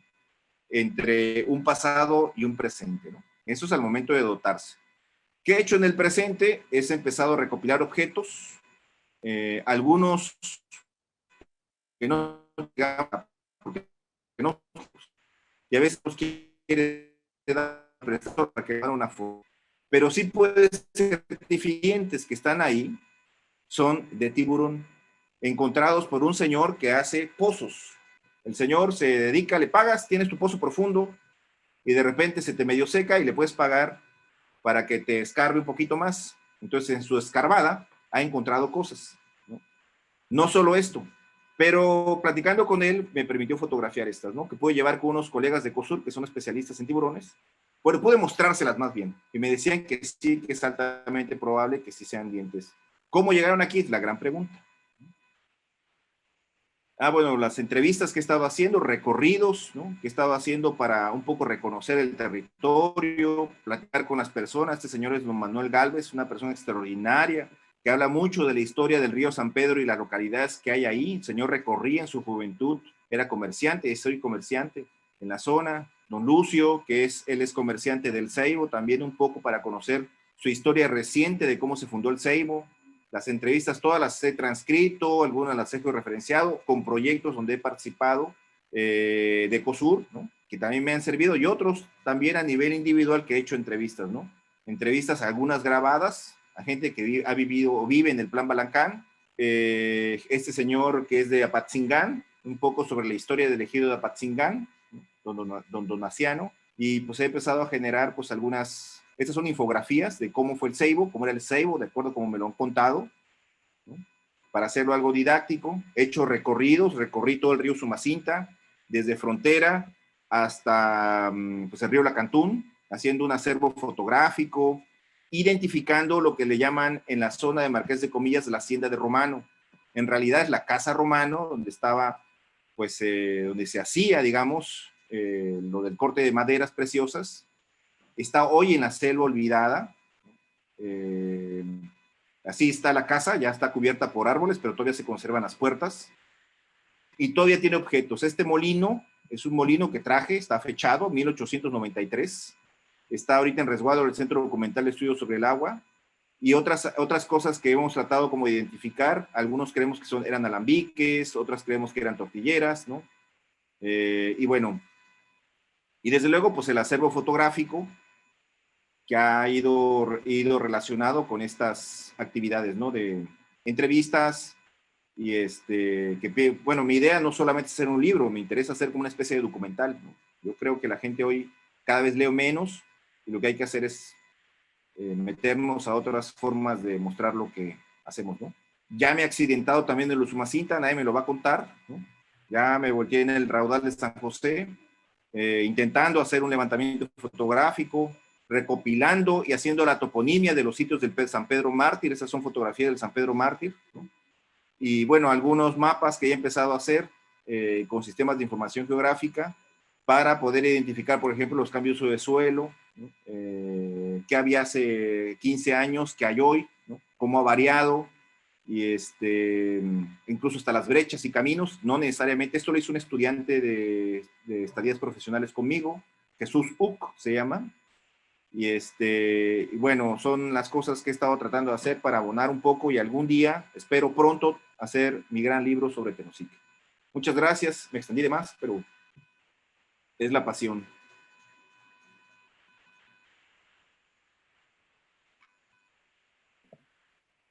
Pues muchísimas gracias, Miguel. La verdad que muy interesante cómo a la hora pues de escarbar, de analizar, pues sale tanta información tan valiosa. Y mis respetos para ti como investigador que has estado averiguando tanto sobre tu territorio, ¿no? Que es tan importante y tan crucial para la historia de Tabasco y de nuestra región particularmente, ¿no? Yo le pediría a Carlos Presenda que por favor leyera las preguntas que tenemos en el chat. Carlos, ¿estás por ahí? Porque por alguna razón te Sí, perdí. no, sí, Pedro aquí Iriar, estoy. mucho gusto en saludarte. Pedro Iriar trabaja en el Tren Maya y es un fotógrafo espléndido. Está haciendo un trabajo y aquí lo estoy viendo que está en el programa. Elba también, ¿cómo estás? Buenas tardes. Onofre, en fin, tanta gente que nos acompaña el día de hoy. Entonces, Carlos, por favor, si eres tan amable. Claro, con mucho gusto, secretario. Pues tenemos una pregunta de la maestra Cristina Rullán. Ella pregunta dónde se puede conseguir el libro. A ver, tiene cerrado el micrófono, doctor. Ahí está. Supongo que se refiere al de Marciano Barrera. El libro de Marciano Barrera es yo lo intenté pedir hace unos días, hace unos meses. Ya me dijeron que está agotado, pero lo que yo hice fue digitalizarlo. Con mucho gusto, si me da su correo, se lo envío. Es un texto extraordinario e insisto, habría que buscar reeditarlo. Es increíble ese libro, increíble. Para mí fue revelador. Muy bien. A ver, el secretario quiere hacer uso de la voz. Ahí está, a ver, ahí Yo está. también quiero uno, si se puede. Adelante, adelante, sigue las preguntas. Muy bien, les invito a que hagan sus preguntas a través del cuadro del chat o pueden levantar su mano también con el botón que Hay varias nos... preguntas en el chat. Sí, sí, sí. Por ejemplo, de Félix Muñiz, Y está él todo dice, también. él dice que es de la revista turística Punto Aéreo. Al comentar que Lázaro Cárdenas estaba en campaña y pisó Tenosique, eso quiere decir que se tenía comunicación con esa zona del país. La pregunta es, ¿cuánto tiempo o cuántos días le llevó en llegar? Y si puedes decir qué significa Tenosique.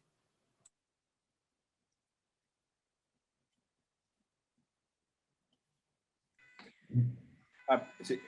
Bueno, el caso de la distancia y los tiempos para llegar, hay no solamente por las películas que hay del Fondo Garrido, se puede saber, hay un libro extraordinario de Alberto Correa, Reseña Económica de Tabasco, donde habla de las distancias, ¿no? O sea, cuánto tiempo llevaba, por ejemplo, desde San Juan Bautista hasta Frontera. De Frontera, cuánto tiempo llevaba llegar a Jonuta, a Balancán, Tenosique, ¿no? Mi impresión es de que un barco, lo que pasa es que no tenemos registro exactamente desde dónde salió Cárdenas para Tenosique, ¿no? La película, yo les mostré solo un fragmento por aras de una brevedad que no cumplí, pero el video inicia en Jonuta, ¿no? Mi impresión en base a eso que leí en Alberto Correa y mi propia experiencia, es que por lo menos si hizo el recorrido desde Jonuta hasta Tenosique sin detenerse, pudo haberse llevado 2 días y fracción, ¿no? Dependiendo la velocidad, ¿no? Te digo, el recorrido que yo hice de Frontera hasta el Acantún me llevó 14 días. Y recuerdo muy bien de Jonuta a Tenosique me llevó 2. Iba aproximadamente a un promedio de 40 kilómetros por hora. La lancha y una lancha de motor Protección Civil, que muy amablemente en ese momento me prestaron. Entonces sí son distancias largas, y esa distancia depende también del momento en el cual puedes realizar los recorridos, porque no es lo mismo hacerlo en época de estiaje a hacerlo en época de cuando está más crecido el río. En los dos momentos hay la creencia general de que es mucho más sencillo en creciente, pero mi impresión es que no. Hay los mismos, hay riesgos diferentes en cada momento, ¿no? En creciente, la palazón, los mismos remolinos que pueden ser muy intensos, ¿no? Las revesas que puede haber en el río, y en estiaje, un palo, una piedra, te puedes dar sabroso con la lancha o con el motor, ¿no? Entonces, a pesar de que es hermoso el poder hacer esos ejercicios, pues tienen su riesgo, ¿no? Es un riesgo calculado. No me gustaría generar la impresión de que no es posible, ¿no? Es algo precioso, pero para más o menos medir las distancias, pues eso depende mucho de esas circunstancias, ¿no? Muy bien. Hay otra pregunta de Félix Muñiz. Yo le pregunto si quiere hacer uso de la voz. Le pediría permiso al doctor Miguel Ángel para abrir el micrófono. Sí, ¿cómo no? A ver. Adelante, don Félix. Ahí me escuchas, doctor Miguel Ángel? Sí, sí. ¿Sí? ¿Cómo no? Bueno, Claro.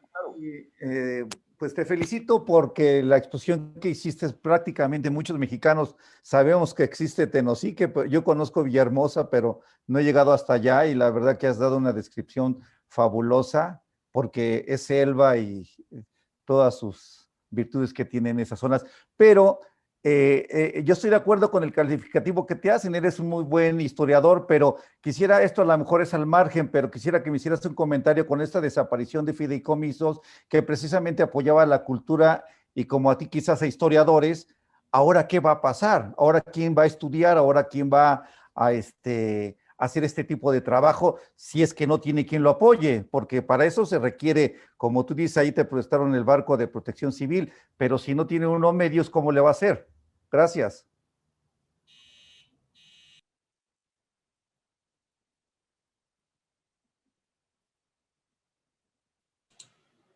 A ver, ahí, doctor, si me ayuda abriendo su micrófono. Ah, sí, ya abrió. Ya, bueno, mira,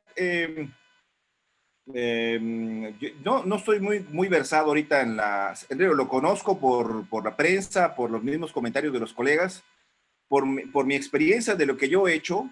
Desde luego que es necesario siempre financiamiento, ¿no? Para hacer trabajo de investigación, trabajo de archivo. Eh,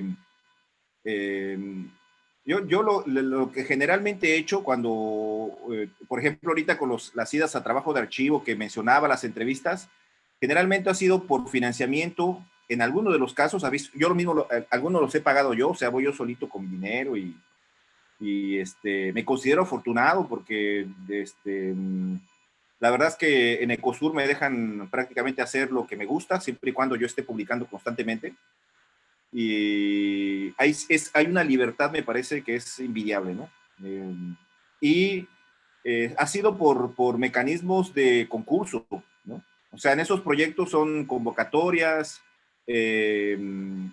aplicamos a veces un grupo de colegas, ¿no? A veces obtenemos el financiamiento, a veces no. Yo mismo he sido evaluador de muchos de esos concursos. Yo siento que ese es el secreto, que la mayoría de esos financiamientos deben ser así, ¿no? Transparentes, por medio de concursos, ¿no? El diseño de cómo hacerlos, eso yo lo creo que todavía se puede discutir, pero sobre todo, por ejemplo, con los jóvenes investigadores, yo recuerdo mucho cuando empecé pues incluso antes de entrar a Ecosur, trabajar en Ecosur, sí era más difícil porque pues no tienes publicaciones, no tienes como el que te respalde en un concurso, y suele ser más sencillo para alguien que tiene mucho más trayectoria, ¿no? Pero si existen los mecanismos para apoyo de los jóvenes investigadores, de la ciencia de frontera, o sea, de la ciencia no tecnológica, por diferentes sectores, digamos, ¿no? También campos que no han estado de manera convencional apoyados, ¿no? Por ejemplo, pienso en la filosofía, por ejemplo, ¿no? que es muy difícil, digamos, encontrar financiamientos como otros campos de saber que se consideran a veces en el imaginario, pues, más decisivos, ¿no? Si eso existe, yo no tendría inconveniente, honestamente. Siempre y cuando se mantengan estos mecanismos de concurso abiertos, transparentes, y que los diseños sean claros y que sí tiendan a una equidad, me parece que sí es necesaria, me parece, en la academia, ¿no? La academia sí suele tener, pues, casicazgos, ¿no? Eso, no me gusta mucho hablar de eso, pero, digamos, uno los puede notar y sentir que sí, no sé qué tan sano sea la desaparición de los fideicomisos, pero si la propuesta que los sustituya sea la transparencia y todo eso, yo no tendría honestamente inconveniente. No sé si con eso, también un poco es que no conozco bien el debate. Sé que algunos fideicomisos, por ejemplo, el caso de COSUR tenía un fideicomiso, pero según nos comunicaron, el recurso se le va a transferir nuevamente a COSUR, ¿no? Para un ejercicio, pues, ya no mediante los del fideicomiso, sino por un ejercicio fiscal. Entonces, yo ahí honestamente no lo vi tan mal, ¿no? Dije, bueno, desaparece el fideicomiso, sus mecanismos y todo, pero de una u otra manera no se eliminó los apoyos, porque ese fideicomiso servía para financiar incluso proyectos, ¿no? Pero, bueno, no sé si con eso más o menos respondo. Muchas gracias, doctor. Sí, ya alzó el pulgar el don Félix. Tenemos una pregunta de Cristina Rullán. Ella pregunta si es navegable todo el río. Bueno, hay fragmentos, por ejemplo, del río que son difíciles de transitar, sobre todo pasando Boca del Cerro, pasando Santa Margarita. Es posible pasarlos, ¿no? Pero eso no lo hace que no sea navegable. Todo lo que yo transité hasta la Cantún, y mi impresión, incluso Río La Pasión, es que buena parte todavía es navegable. Y lo hice en estiaje. Eso también lo comento. No lo hice en una creciente, lo hice en estiaje. O sea, cuando el río está mucho más bajo, ¿no? Todo desde frontera hasta la Cantún, bien entrado la Cantún, llegué hasta Chajul, es navegable. Es navegable. Difícil de transitar, sí, pero sobre todo este trayecto de los Umacinta, insisto, que es pasando la Hacienda Santa Margarita o la Casa Santa Margarita. Generalmente ahí se habla de 5 raudales, en realidad son 8, esa es mi impresión, porque le ponen San José Grande, San José Chico, y pareciera que es un mismo raudal. Mi opinión es que son diferentes, ¿no? Pero después de pasar el último raudal, de ahí prácticamente todo sigue siendo navegable, ¿no? Sí varía el río, mi impresión, por ejemplo, de la planicie tabasqueña, es que para mí es mucho más, creo yo, más difícil de transitar a las cercanías de la Cantún. Las profundidades son menores, ¿no?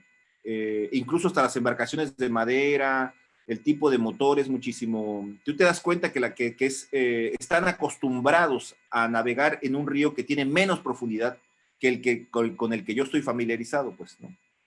Pero sí es navegable. Y tengo la impresión que ya entrando en Guatemala, una parte todavía es navegable, pero eso ya, insisto, es más observación, más que navegarlo.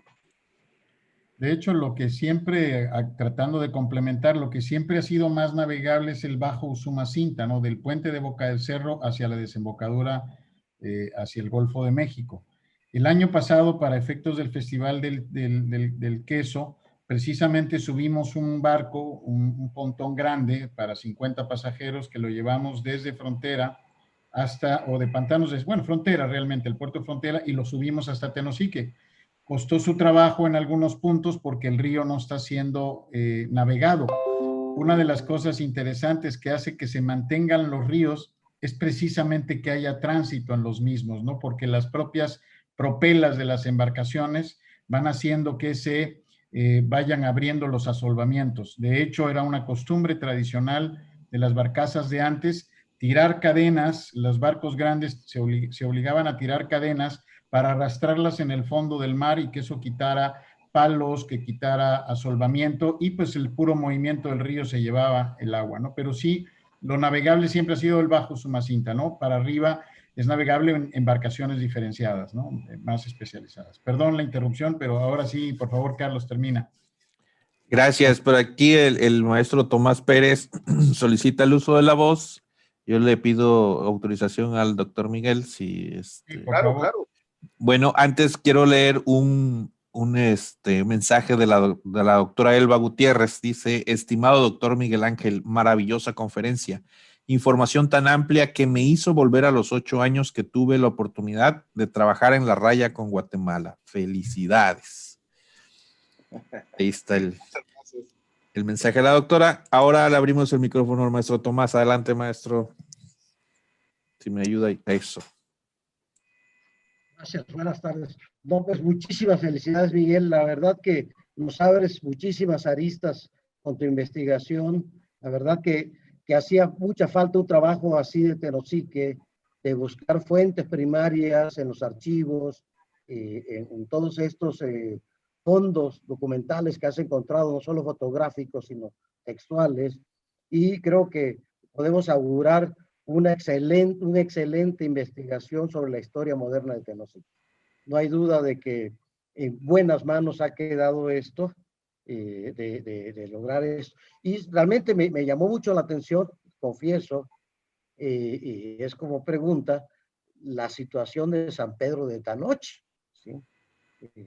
Que tú comentas que no es Tenosique, me parece sumamente interesante y polémico, o también la ubicación de este lugar en Balancán, cerca de Balancán, de la otra fundación que hace ahí no sé si es Dávila creo, Así es, Dávila. que nace cerca de Balancán.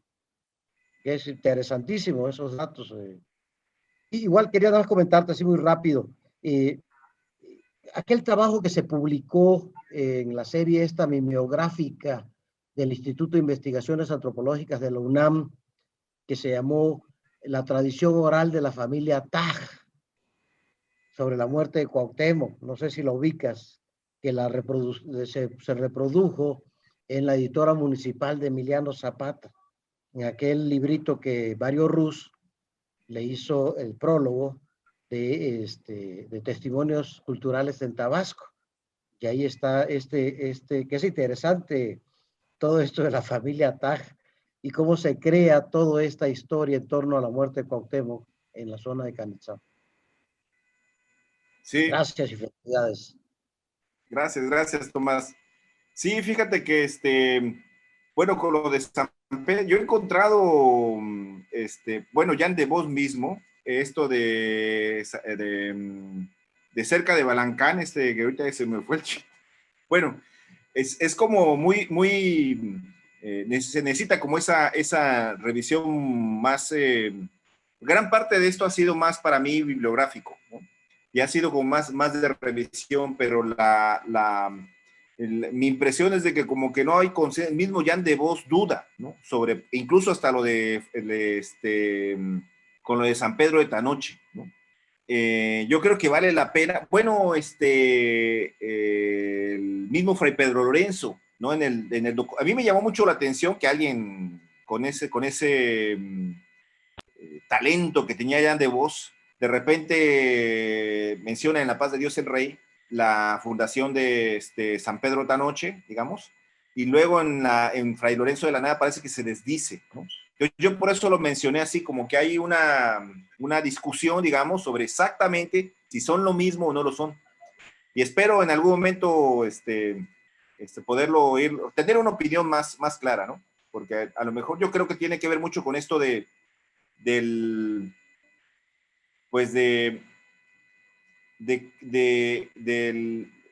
bueno, la historia de Tenosique poco la hemos revisado, ¿no? Es hacer este esfuerzo de revisión, de barrer todo lo que, menos lo que se ha escrito para, bueno, generar una opinión muchísimo más consolidada.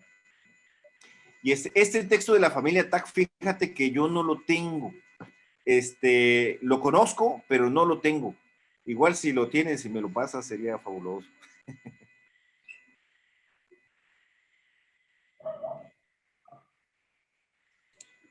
A ver, creo que quiere hablar el maestro Tomás. Ahí está. Por supuesto, te lo voy a escanear y te lo voy a hacer llegar, porque yo te agradezco mucho que gracias a ti conocí el trabajo justamente de Marciano Barrera, y recuerdo que tú me hiciste el favor de mandármelo escaneado, o sea, esto, que gracias a eso, y es impresionante la cantidad de lugares que menciona Marciano Barrera y la época en la que se está moviendo, ¿no? Pero sí, por supuesto, puedes contar con esto. Seguramente, no sé si tú tienes algunos de los textos estos de la editora municipal, donde está también aquel trabajo de la pacificación de la provincia del Mancha y Lacandón de Antonio de León Pinelo, que nunca se había publicado en México y que en la editora municipal lo dimos a conocer, este documento que es interesante de las expediciones contra la reducción de la provincia del Mancha y Lacandón. Y valdría la pena que revisaras ese documento también, quizás va a ser de utilidad a tu investigación, que sin duda la vas a ir enriqueciendo cada vez más. Muchas gracias, Tomás. Como siempre, muchas gracias. Muy bien, pues tenemos un último saludo, una felicitación de José Rodríguez Torruco. Felicidades, doctor Miguel Ángel, excelente trabajo y datos muy interesantes. A Turismo, de igual manera, felicidades por promover tanto a los historiadores tabasqueños como sus trabajos de investigación. No tenemos más preguntas. El secretario, no sé si nos quiere dar un último mensaje. No, solo de verdad agradecerte, Miguel Ángel, esta plática tan docta y además interesante en términos muy agradables, que se puede comprender bien esta magnífica historia de Tenosique, y que, como decía antes, de alguna manera, ahora ya te voy a pedir que busques el pasaporte de mi abuelo ahí, a ver si por ahí aparece en alguno de esos libros que tanto hurgas cuando eres ratón de biblioteca. Pero en fin, la verdad es que es un privilegio estas pláticas, estas conversaciones que hemos tenido, y bueno, hoy fue sin duda espléndido, ¿no? Muchas gracias a todos. Como todos los viernes a las 5 de la tarde, la próxima es sobre Villahermosa, la encrucijada de los ríos mayas, como le puso nuestro buen amigo Ricardo de la Peña Marshall, que también es un gran conocedor y historiador, y que va a ser sin duda un privilegio. Andrés, mucho gusto, aquí veo que también por aquí estás. En fin, muchas gracias a tantos de ustedes que siempre nos acompañan con mucho interés en estas pláticas. Muchísimas gracias y buenas tardes a todos. Muchas gracias a todos. En nombre del gobierno del estado de Tabasco, en nombre del licenciado don Augusto López Hernández, gobernador, y en nombre de la Secretaría de Turismo, en nombre del secretario Pepe Nieves, les damos las gracias. Gracias al doctor Miguel Ángel por su plática el día de hoy. Les esperamos el próximo viernes, como bien decía el secretario, en la plática Villahermosa, la encrucijada de los ríos mayas, por nuestro invitado, el diputado Ricardo de la Peña Marshall. Muchas gracias, que tengan buen fin de semana a todos. Hasta la próxima. Adiós.